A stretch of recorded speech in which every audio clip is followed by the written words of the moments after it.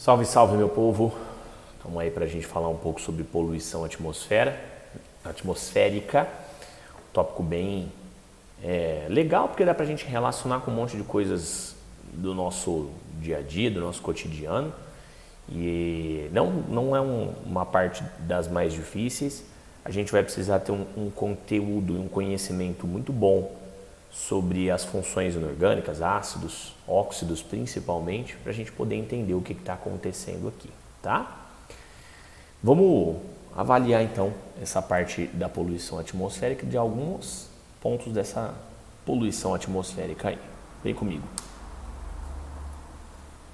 Então aqui, falando de poluição atmosférica, vamos pensar primeiro, tá, na composição da atmosfera, tá, em que a gente está submetido aqui. A gente sabe que a atmosfera, né, é uma mistura de vários gases, em que eu tenho nitrogênio, oxigênio, vapor d'água, argônio, dióxido de carbono, neon, hélio, metano.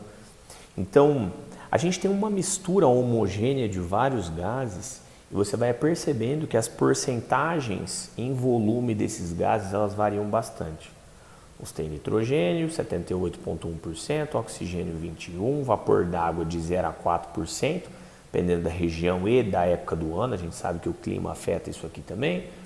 Argônio 0,93%, dióxido de carbono, ó, porcentagens já bem baixas, como a gente está vendo.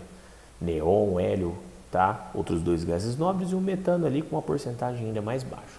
Esses gasezinhos que a gente tem aqui embaixo, cuja porcentagem tá tudo menor do que 1%, a gente costuma dizer que eles são chamados gases traços, tá? Que tem muito pouco na atmosfera, muito pouco, tá? Em que pese a gente vai discutir o dióxido de carbono aí principalmente, mas eles são gases que são comparados com os outros quantidades bem menores do que a gente poderia ter, tá?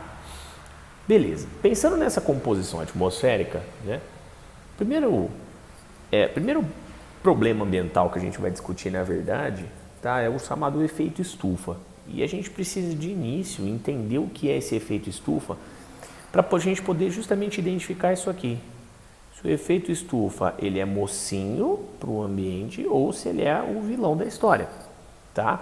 A gente precisa entender se o efeito estufa é realmente um problema ambiental ou não. Vamos tentar entender primeiro o que é esse efeito estufa, né? O efeito estufa, gente, ele acontece na atmosfera e, de início, a primeira informação que eu tenho para te dar sobre o efeito estufa é que ele é natural. Tá? Então, o efeito estufa acontece naturalmente, independente de poluição ou não, independente de atividade humana ou não, ele sempre vai acontecer. O que acontece nesse efeito estufa? Então, o efeito estufa funciona para a atmosfera assim como uma estufa, por exemplo, para cultivo de hortaliças. O que você faz numa estufa, né?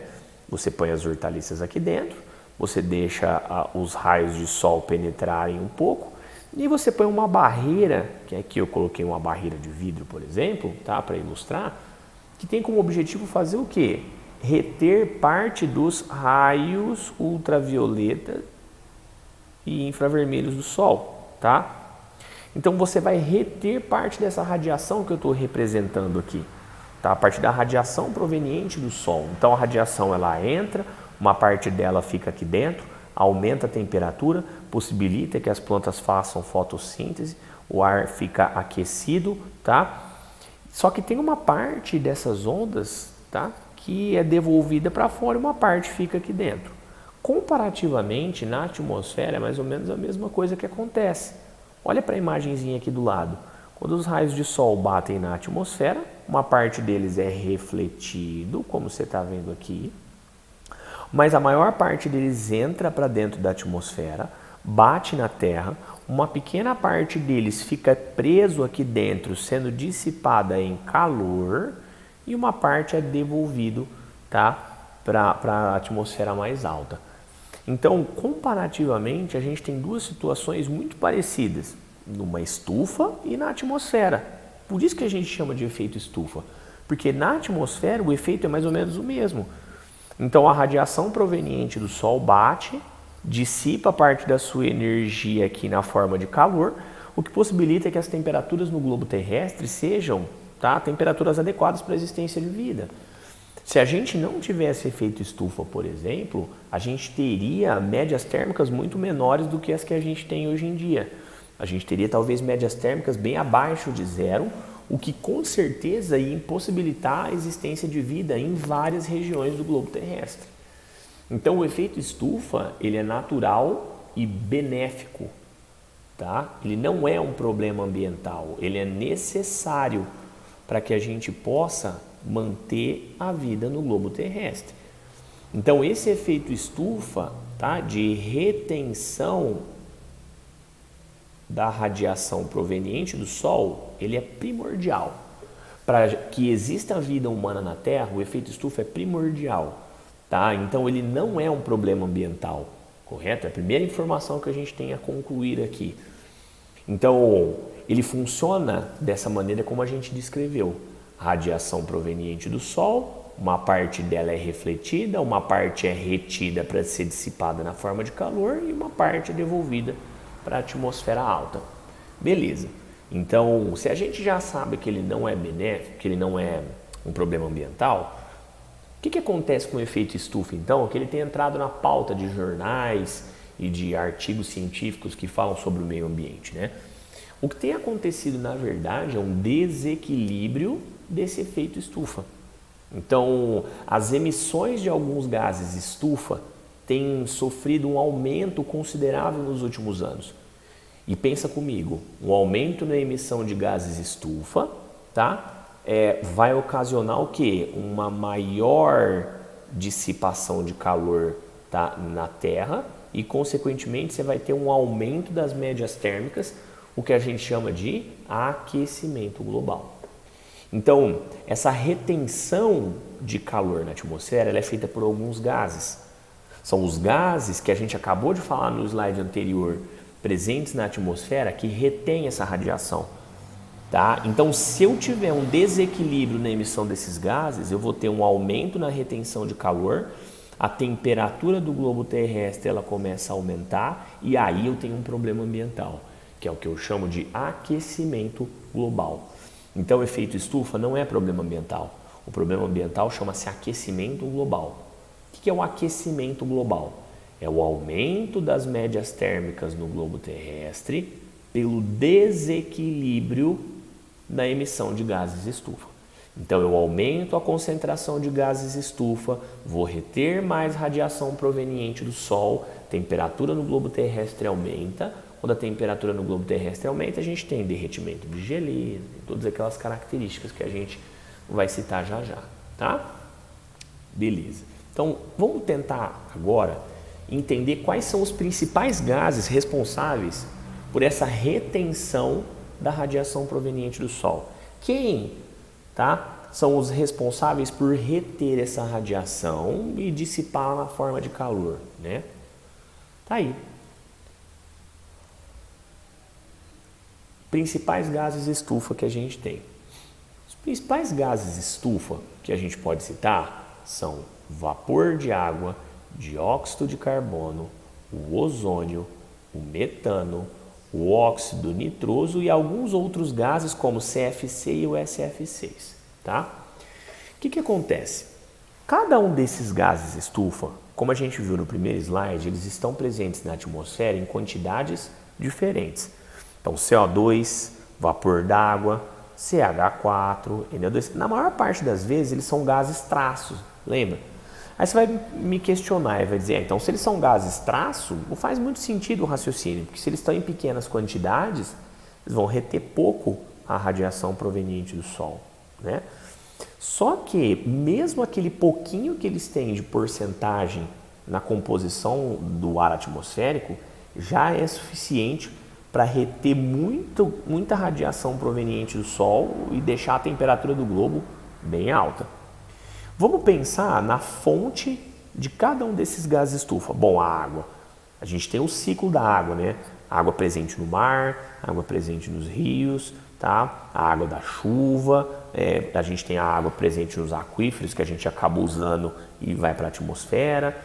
Então, a água, tá, é um gás estufa que dá para a gente saber, tá? Você tem também as plantas, né? Que também participam do ciclo da água, né? Então, a gente tem, de maneira bem simples, como identificar a água de onde vem na atmosfera. E o CO2? De onde o CO2 vem? Processos de respiração e fotossíntese, lembra do ciclo do carbono? Aí tem uma outra fonte que eu tenho certeza que você vai conseguir associar. Reações de combustão, já falamos delas, lembra? As reações de combustão formam, quando combustão completa, dióxido de carbono e vapor d'água, não é? Então, o CO2 é responsável por mais ou menos 64% de toda a radiação retida proveniente do Sol. Então, ele é um dos principais gases estufa. Por quê? Porque ele talvez seja um dos que esteja em maior quantidade e é um dos que tem sido o principal responsável pelo desequilíbrio desse efeito estufa aqui que a gente citou. Por quê? Faz um raciocínio simples comigo.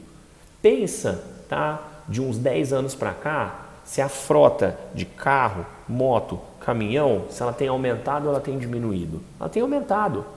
Então tem cada vez mais veículos a combustão interna na rua. Veículos a combustão interna queimam gasolina e etanol, emitem CO2, tá? Ao passo que as áreas verdes vêm cada vez mais diminuindo. A população cresce, ocupa a zona rural, tá? Florestas são desmatadas, tá? Então, esse CO2, ele tem sido o principal vilão no caso, tá? Porque ele é um dos principais gases emitidos na atmosfera e ele é responsável em grande parte por maioria do efeito estufa que a gente tem na atmosfera. Então, quais são as principais fontes de CO2? Recapitulando. Reações de combustão, combustíveis, queima de combustíveis, tá?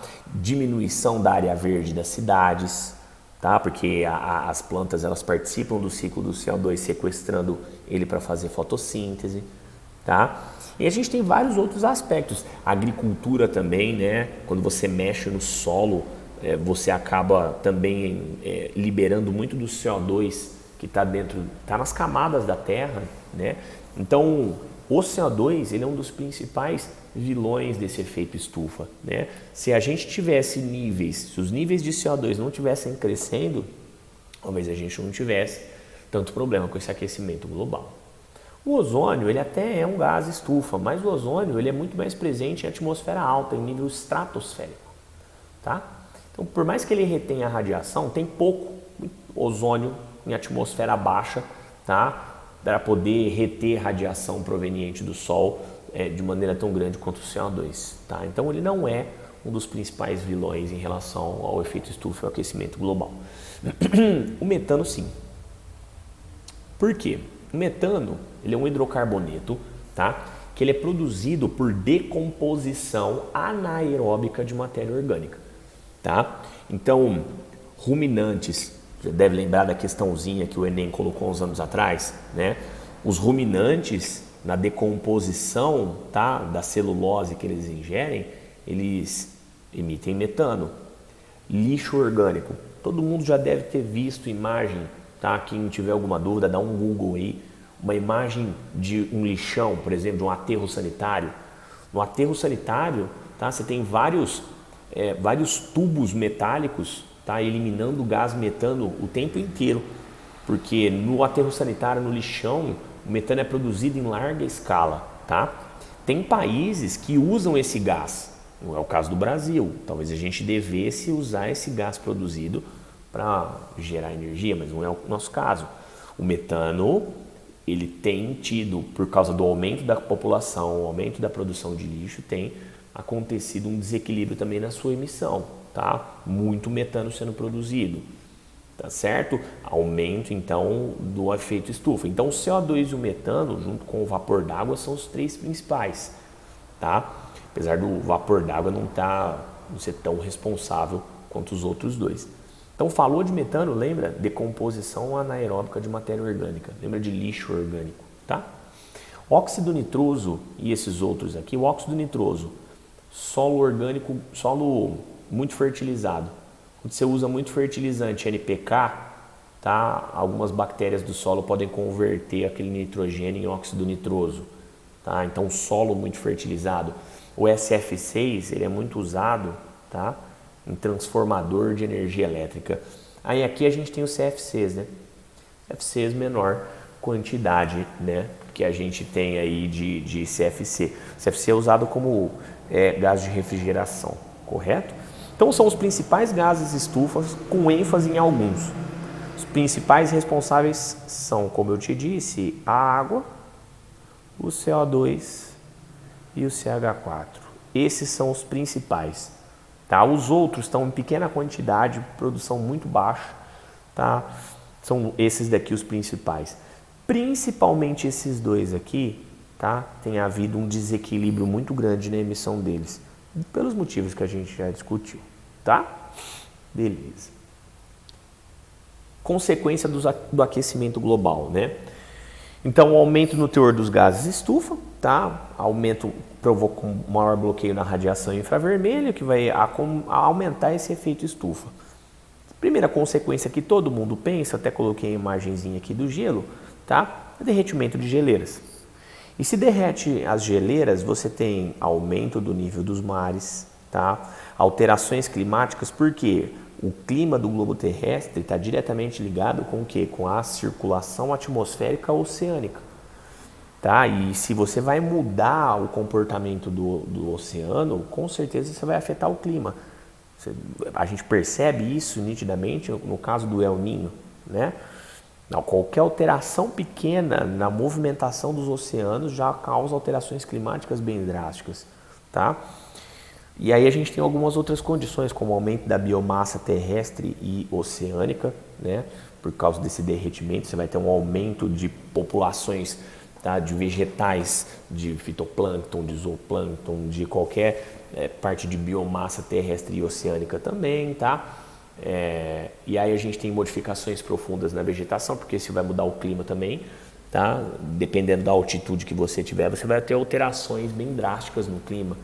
Tá? Altitude também e posição, né? Em relação aos trópicos, em relação à linha do Equador. Tá? Aumento da incidência de doenças, obviamente, né?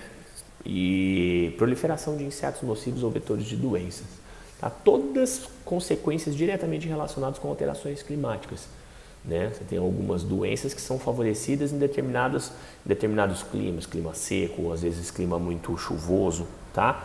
Proliferação de insetos também, que podem ser vetores de algumas doenças em situações em que você tem elevada umidade ou baixa umidade, tá? Inclusive, pensando nos oceanos, eu até coloco aqui uma imagem que ilustra bem o que pode acontecer com os oceanos, né? Então, uma imagem do que a gente chama em química de circulação termoalina. O que é a circulação termoalina, né? É a circulação do sal, tá? Do mar em função da temperatura.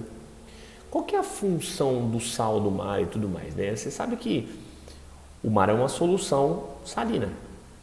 Pensando especificamente no derretimento das geleiras, né? Você sabe que se você vai aumentar a quantidade de água, aumentar o volume dos oceanos, você vai fazer o quê? Você vai diminuir a concentração salina, certo? Por quê? Se aumentou o volume da água do mar, você vai diminuir a concentração. Então o oceano tende a ficar mais diluído. Mas aí você vai pensar o seguinte, bom, além dessa diluição do oceano, eu vou ter uma mudança muito grande da densidade da água do mar. Porque a densidade da água do mar depende também do volume, não depende, ó. Aumenta o volume de água, diminui a densidade.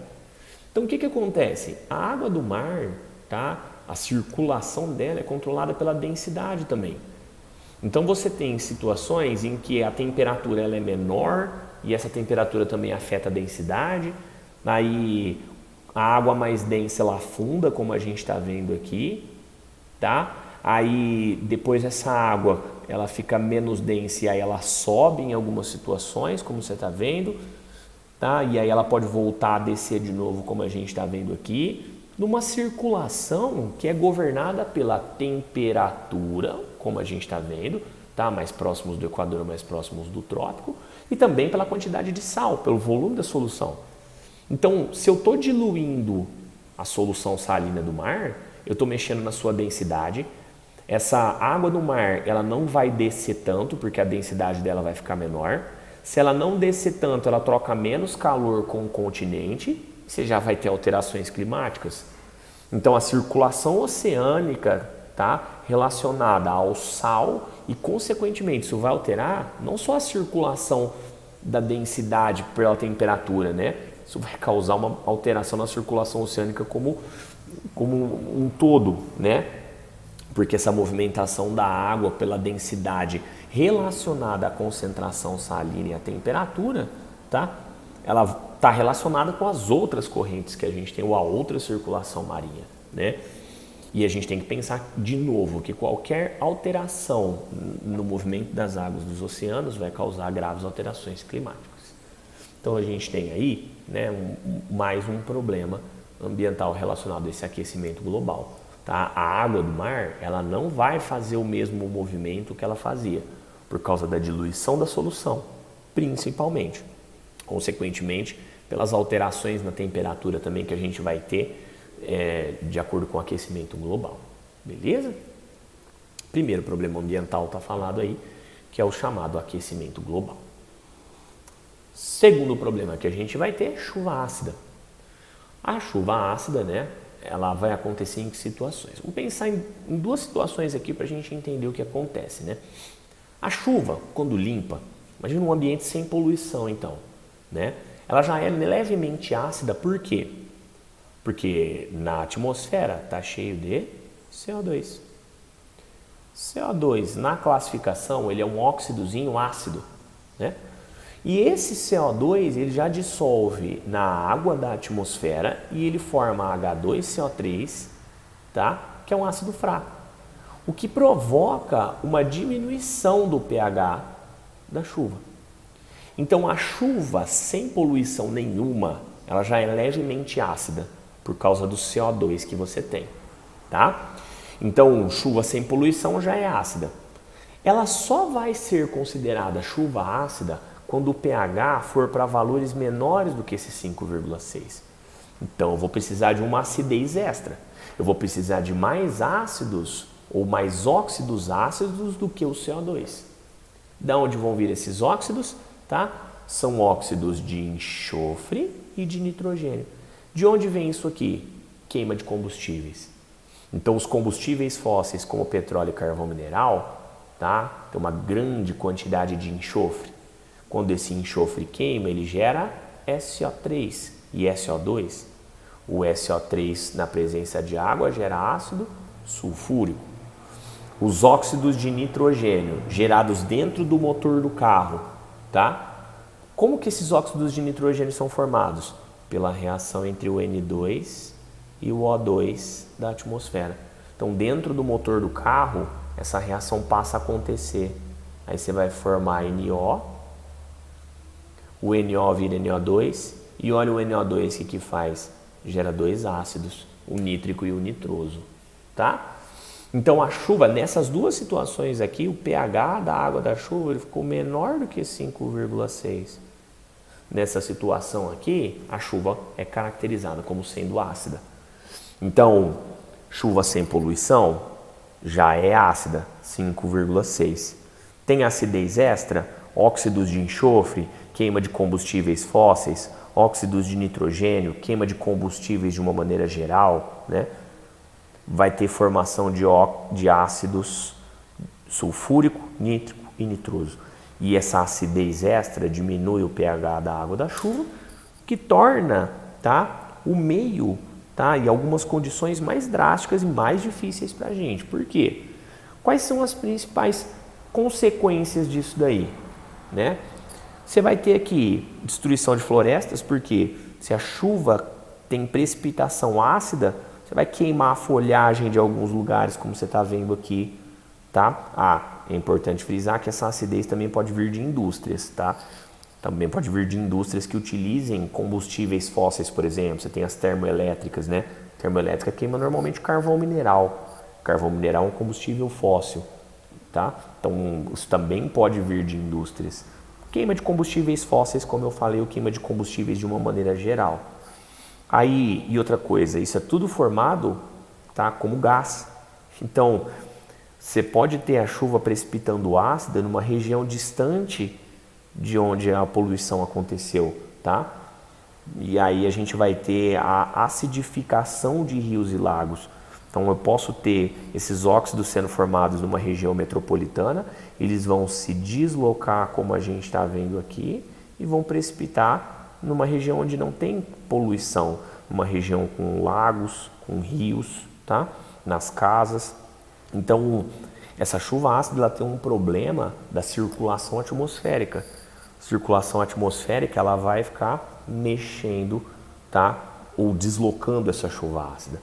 Acidificou rios e lagos, destruiu florestas, você tem perda de área verde, os peixes vão ter problemas com a acidez da água, tá? Os micro-organismos aqui presentes nos rios e lagos também, nos oceanos, tá? Vão ter problemas com essa acidez que a gente vai ter da água da chuva. Posso ter também aumento da acidez do solo. Tá? O solo, dependendo da cultura que a gente vai ter, precisa de ter um pH controlado. Se essa chuva vai precipitar em regiões de cultivo de alguma hortaliça ou de algum vegetal, você vai ter problema, tá? Porque o solo vai ficar mais ácido, você vai precisar fazer a correção do pH do solo. Normalmente se faz a correção do pH do solo com óxido de cálcio, lembra? Com cal, tá? Bom, além disso, tem um outro probleminha que eu cito aqui, que é a lixiviação de metais pesados. Aqueles dois ácidos que eu citei ali, ó, 3 na verdade, né?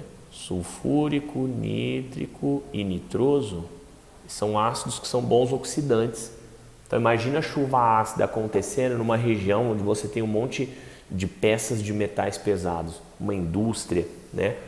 Com, sei lá, com peças de chumbo ou peças cromadas. Esses ácidos, quando entrarem em contato com esses metais, eles vão oxidar esses metais vão ficar dissolvidos nessa água e você vai lixiviar isso aí com a chuva. A chuva vai e lava tudo, tá?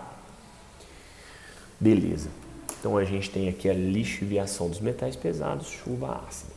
Para a gente terminar, buraco na camada de ozônio. Camada de ozônio, né? Que é uma camada que protege a Terra aqui, a gente tem nessa camada de ozônio o ozônio como sendo o principal responsável pela absorção de radiação ultravioleta do Sol. O ozônio está em nível estratosférico, né? Então, ele absorve a radiação proveniente do Sol, tá? Num equilíbrio que a gente tem aqui, representado mais ou menos com o O2 absorvendo radiação ultravioleta, gerando oxigênios radicais livres. Aí esse oxigênio radical livre reage com oxigênio, forma ozônio, o ozônio absorve radiação ultravioleta. Isso aqui fica num equilíbrio, na verdade, né? Reaçãozinha reversível, tá? Então, aqui a gente tem essa reação 3 aqui como sendo a principal reação para absorção de luz ultravioleta, tanto no sentido direto quanto no sentido inverso, né? Então, o ozônio estratosférico é um dos principais responsáveis pela proteção, tá? da atmosfera. Só que alguns gases, como os CFCs, eles têm destruído esse ozônio. E eles estão fazendo a conversão deste ozônio em oxigênio. Beleza? Então, você está convertendo 2 ozônios em 3 oxigênios. Como que essa conversão é feita? Quando você tem o CFC aqui, tá? Você tem a formação de cloro radical livre, tá? O que acontece com esse cloro radical livre? Ó? Esse cloro radical livre, ele reage, tá? Com o ozônio. Aí ele vai formar ClO mais O2, certo? Beleza. Aí esse ClO aqui, ele vai fazer o quê?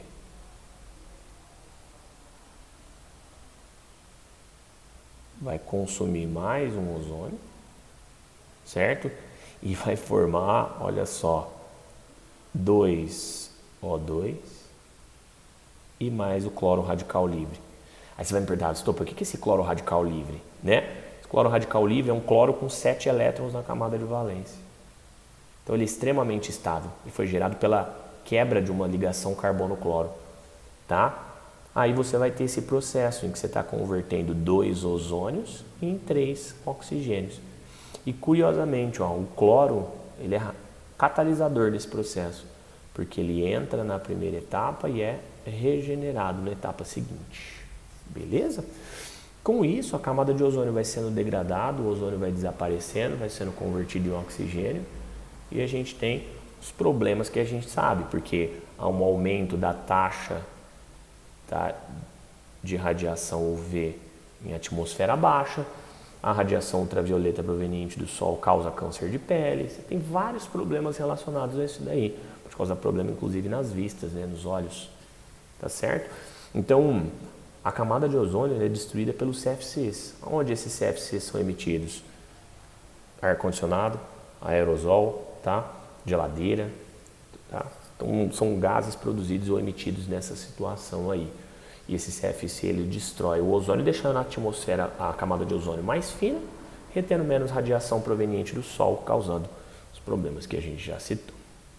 Beleza. O ozônio, né? Ele pode também ser produzido em atmosfera baixa. O ozônio produzido em atmosfera baixa, tá? Ele é produzido em algumas situações aí, e o ozônio em atmosfera baixa, ele é uma substância extremamente tóxica, porque ele é extremamente oxidante. Certo? Aí você vai me perguntar, como é que o ozônio é produzido em atmosfera baixa? Óxidos de nitrogênio. Esses óxidos de nitrogênio reagem com o O2 da atmosfera, aí eles formam NO e O3, tá? Esse O3 produzido, esse O3 aqui é importante uma coisa, ele é nível troposférico, não estratosférico, então ele não vai reter radiação proveniente do Sol, ele vai causar problemas respiratórios, vai causar lesões pulmonares, tá? O ozônio útil é o ozônio estratosférico, camada mais externa da atmosfera, tá? De onde vem esse óxido aqui? Como é que ele é formado?